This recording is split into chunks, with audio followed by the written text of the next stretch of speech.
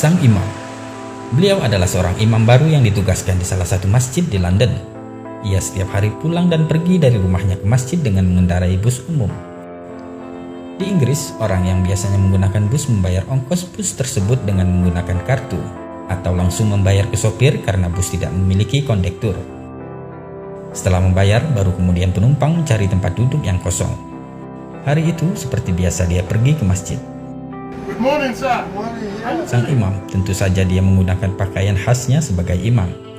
Dan orang pun akan langsung tahu bahwa dia seorang muslim.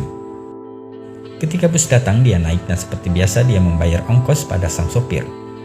Karena hari itu dia tidak ada uang pas, maka ia membayar dan mendapatkan kembalian dari sang sopir. Sang imam pun mencari tempat duduk di bangku belakang yang kosong. Di tempat duduknya, sang imam menghitung uang kembalian dari sopir yang ternyata lebih 20 sen. Ia menyadari bahwa uang kembalian dari sang sopir ini lebih 20 sen, sejenak ia pun terpikir, uang ini dikembalikan atau tidak. Dia berbicara di dalam hati, cuma 20 sen saja. Lagi pula bus ini adalah perusahaan besar. Apalah arti uang 20 sen ini? Jangan khawatir, masukkan saja ke kotak amal di masjid, pikir sang imam.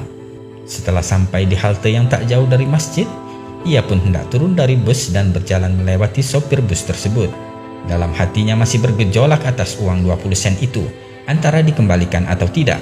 Namun ketika sampai di dekat sang sopir, spontan sang imam pun mengulurkan tangannya, memberikan 20 sen itu kepada sang sopir sambil berkata, "Maaf Pak Sopir, uang kembaliannya tadi berlebih 20 sen. Dengan tersenyum sang sopir pun berkata, "Uang ini tidak lebih, aku sengaja memberikanmu kembalian lebih." "Apa maksud Anda?" tanya sang imam. "Ketahuilah, sudah 3 tahun ini aku mencari tahu tentang Islam, dan aku melihatmu berpakaian seperti seorang muslim. Bukankah Anda imam baru di masjid itu?" kata sang sopir. "Ya, benar," jawab sang imam.